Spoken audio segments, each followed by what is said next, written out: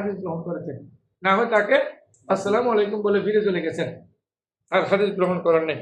তো বলছেন আল খুলুফু মিনাশ শুযুযে ওয়াল ইল্লাতিল কাদেহা, এই বুখারী শরীফ যে সুজুজ এবং ইল্লত থেকে, সুজুজ মানে এটা বিশুদ্ধ বর্ণনা এবং ক্ষতিকারক কোনো জিনিস থেকে, অবশ্যই ইল্লত বলা হয় রোগ। তো রোগ কি? ইল্লত বলা হয় রোগকে। ইমাম বুখারী রাহমাতুল্লাহ আলাইহি যে রোগের কথা বলছেন, এখানে রোগ মানে হাদিসের রোগ, এখান থেকে হাদিস শরীফ অবশ্যই ইমাম বুখারী রাহমাতুল্লাহ আলাইহি সম্পূর্ণ মুক্ত। ইমাম বুখারী রাহমাতুল্লাহ আলাইহি সাজ এবং ইল্লত আছে এমন কোনো হাদিস গ্রহণ করেন নাই। 22 নম্বর, এই কিতাবটি হলো বরকতময় একটি কিতাব। আল্লাহর জমিনে যে আফদলুল কুতুবে বাদা কিতাবিল্লাহ সহিহুল বুখারী, যে ফিহি বারকাতুন ওয়াফিরা, বরকাতুন ওয়াফিয়া, যেখানে পরিপূর্ণ বরকত আছে, বরকত আছে পরিপূর্ণ। তো এখন পরিপূর্ণ বরকতের মধ্যে যুগ যুগ ধরে এই কিতাব বুজুর্গানে দিন, মুহাদ্দিসিন ইকরাম, ফুকাহায়ে কেরাম এটা বিভিন্ন বসিবতে বললে পড়ায়। এই দেখেন, মা কুরিয়া ফি সিদ্দাতিন ইল্লা ফুররিজাত, যে কোনো আপনি বিপদে পড়ে বুখারী শরীফ পড়াবেন, ওই বুখারী শরীফ আপনার ফুররিজাত, ওই বিপদ দূরীভূত হবে। ওয়ালা রাকিবা ফি মারকাবিন, আপনি যদি এটা নিয়ে বুখারী শরীফ নিয়ে কোন স্টিমারে কোন জাহাজে উঠেন, তাহলে এটা নাজা মিনাল গরকে, আল্লাহ রাব্বুল আলামিন ডেকে আপনার ডুবো থেকে আল্লাহ মুক্তি দান করবেন, এটা ডুবে যাবে না। যে বুখারী শরীফ যদি আপনার খাস নিয়েতে কোনো মুমিন মানুষ, কামিল মুমিন মানুষ যদি নিয়ে আপনার ইস্তেমারে উঠে, ওই ইস্তেমার কোনোদিন ডুবে যাবে না। ওই ইস্তেমার কোনোদিন বিপদগ্রস্ত হলো, আল্লাহ রাব্বুল আলামিন এটাকে উদ্ধার করবেন। আর দেখা যায় আমাদের দেশও, বিভিন্ন দেশে যে মানুষ বিপদে পড়লে, মহা বিপদে পড়লে বিভিন্ন ডেঞ্জার কোনো ধরনের আমলের জন্য বুখারী শরীফ পড়ানো হয়, বুখারী শরীফ খতম পড়ানো হয়। বুখারী শরীফ খতম পড়াইলে তো এটা বিপদ দূরীভূত হয়ে যায়। এরপর 23 নম্বর, তাফসীরুল কোরআন বিল হাদিস। ইমাম বুখারী রাহমাতুল্লাহ আলাইহি একজন এমন যোগ্য মানুষ, ইমাম বুখারী রাহমাতুল্লাহ আলাইহি যে আহকাম, ঈমান, আমল সম্পর্কে আলোচনা করেছেন, কিন্তু তিনি বলছেন যে একটি পর্ব যদি আমি না আনি তাহলে আমার কিতাবটা অসম্পূর্ণ হয়ে যাবে। এটা এই জন্য তিনি ইমাম বুখারী রাহমাতুল্লাহ আলাইহি কিতাবুত তাফসীর নিয়েছেন, তাফসীরুল কোরআন বিল হাদিস। তিনি কিতাবুত তাফসীর করেছেন। কিতাবুত তাফসীরের কারণে যে উনি এমনভাবে তাফসীর তিনি করেছেন সুনিপুণভাবে, এগুলো রাসূল করিম সাল্লাল্লাহু আলাইহি ওয়াসাল্লাম কোরআন শরীফের আয়াত যেগুলো জটিল কঠিন, যে সমস্ত সূরা জটিল কঠিন, এগুলো যে সমস্ত সূরা জটিল কঠিন ওইগুলো তিনি তাফসীর করেছেন। হ্যাঁ, খুব সুন্দর করে। আওরাদাল বুখারী ফি কিতাবিত তাফসীরে মা সাবাত আন নবী সাল্লাল্লাহু আলাইহি ওয়াসাল্লাম ফি বায়ানে মাআনিল আয়াত। কোরআন শরীফের যে সমস্ত আয়াত জটিল কঠিন, রাসূল করিম সাল্লাল্লাহু আলাইহি ওয়াসাল্লামের জবানে পাক থেকে বের হয়ে যেগুলো তাফসীর, ওই তাফসীরগুলো তিনি এখানে সন্নিবেশিত করেছেন, লিপিবদ্ধ করে জগতের মানুষের উপকার করেছেন, কল্যাণ করেছেন। আজ আমরা কোরআন শরীফের সঠিক অর্থ বের করার জন্য বুখারী শরীফ থাকলেই যথেষ্ট। বুখারী শরীফের এই হাদিস দিয়ে আমরা রাসূল করিম সাল্লাল্লাহু আলাইহি ওয়াসাল্লামের কিতাব, রাসূল করিম সাল্লাল্লাহু আলাইহি ওয়াসাল্লামের এই বুখারী শরীফের কিতাবুত তাফসীর দিয়ে কোরআন শরীফের ব্যাখ্যা করি। আল্লাহ রাব্বুল আলামিন এই সঠিক ব্যাখ্যাটা এই বুখারী শরীফের মাধ্যমে আমরা আল্লাহর কোরআনের পেয়ে থাকি, আলহামদুলিল্লাহ। 24 নম্বর, মাশায়েখ বা শিক্ষকের সংখ্যা। ইমাম বুখারী রাহমাতুল্লাহ আলাইহি অনেক উস্তাদের কাছে পড়েছেন। কাসরাতুল আসাতিজা, ইমাম বুখারীর উস্তাদ বেশি হওয়া, এটা তাদুল্লু, এটা বর্ণনা করে যে তিনি কত বড় একজন মাহের। কতজন উস্তাদের কাছে পড়লে অল্প করলো, যত বেশি উস্তাদের কাছে পড়বে তত বেশি সুন্দর হবে, তত বেশি ভালো হবে, তত বেশি উস্তাদের কাছে বলেছেন। তিনি বলেছেন কাতাবতু আন আলফি ওয়া সামানিয়াতি নাফসিন মিনাল উলামায়ে কুল্লিহিম সাহেবে হাদিস, যে আমি কুল্লিহিম সাহেবুল হাদিস, যে প্রত্যেক বিজ্ঞ মুহাদ্দিসের কাছে আমি 1080 জন উস্তাদের কাছে পড়ালেখা করেছি। 1080 জন থেকে আমি রিওয়ায়াতগুলো লিখেছি।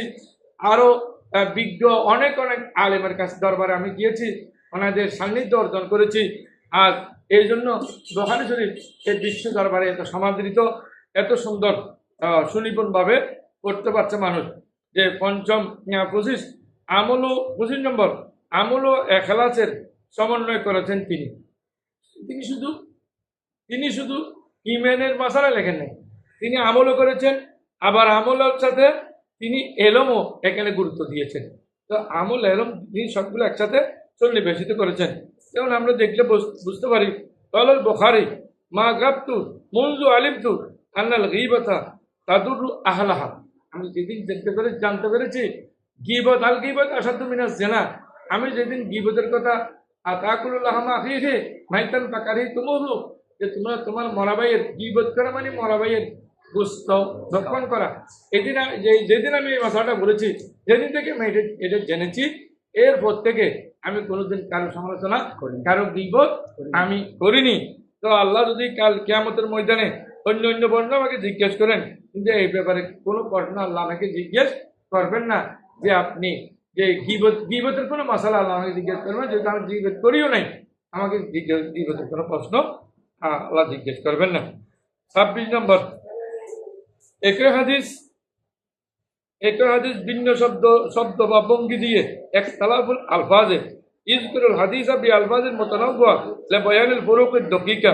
ইমাম বুখারী রাহমাতুল্লাহ আলাইহি অনেক সময় হাদিস এনেছেন, যে একই হাদিস বিভিন্ন সনদে এনেছেন। অনেকে বর্ণনা করেন একটি হাদিস এত সনদে আনলে লাভ কি? মানে ভাই সনদের মধ্যে মধ্যম, নিম্ন, উঁচু 3 ধরনের সনদ আছে। ইমাম বুখারী রাহমাতুল্লাহ আলাইহি যে তো নিম্ন এটা বর্ণনা করেন, কোনো সময় মধ্যম, কোনো সময় উত্তম। তো ইমাম বুখারী রাহমাতুল্লাহ আলাইহি একটা হাদিস বিভিন্ন সনদে বর্ণনা করে আমাদের কাছে দিয়েছেন, এই জন্য আমরা যাতে এটা ভালো করে বুঝতে পারি, অনুধাবন করতে পারি, এবং মাঝখানে পরম্পরা যে রুয়াত আছে ওদেরকে জানতে পারি। এই জন্য তিনি আমাদের জন্য এই কষ্ট করে গেছেন। 27 শুদ্ধ ভাষা ও সংক্ষিপ্ততা আল ইজাজ মাল ফাসাহা। যে ইমাম বুখারী রাহমাতুল্লাহ আলাইহি ইমতাজ কিতাব বিল ইজাজ ওয়াল বালাগা যে আরজল হাদিস, হাদিসের কিতাবের মধ্যে যদি কেউ মনে করে এটা আদবের কিতাব, আল্লাহু আকবার, যে ইমাম বুখারী এত উচ্চাঙ্গের ভাষা তিনি নিয়েছেন, যেটা যদি এটা কেউ এখানে সাহিত্য হিসেবে বলতে চায়, এখানে সাহিত্যও পাওয়া যাবে। কেউ তফসির বলতে চাইলে এটাও পাওয়া যাবে, কি ইমান খুললে এখানে পাওয়া যাবে, কি আমল খুললে এখানে পাওয়া যাবে। ইমাম বুখারী রাহমাতুল্লাহ আলাইহি ছিলেন একজন বিভিন্ন বিষয়ে পারদর্শী মানুষ। এই জন্য তিনি সুন্দরভাবে এই বালাগতপূর্ণ ভাষা দিয়ে সংক্ষিপ্ত আকারে কিতাবটি লিপিবদ্ধ করেছেন। 28 নম্বর এবং সর্বশেষ দীর্ঘ সময়ের গবেষণার ফল হলো ইমাম বুখারী রাহমাতুল্লাহ আলাইহি এই কিতাবটি। তিনি এই কিতাবটি একদিন দুই দিন নয়, বরং এই কিতাবটি সমৃদ্ধ যৌদিন তবিলিন আল ইমাম বুখারী সান্নাফত কিতাবে হাজা ফি 16 সানাতান। আমি আমার এই কিতাবটি দীর্ঘ 16 বছর কষ্ট করে বিভিন্ন জায়গা থেকে সংগ্রহ করে, বিভিন্ন জায়গায় সফর করে, কষ্ট করে সফর করে, উপবাস থেকে আমি এই কিতাবটি লিপিবদ্ধ করেছি।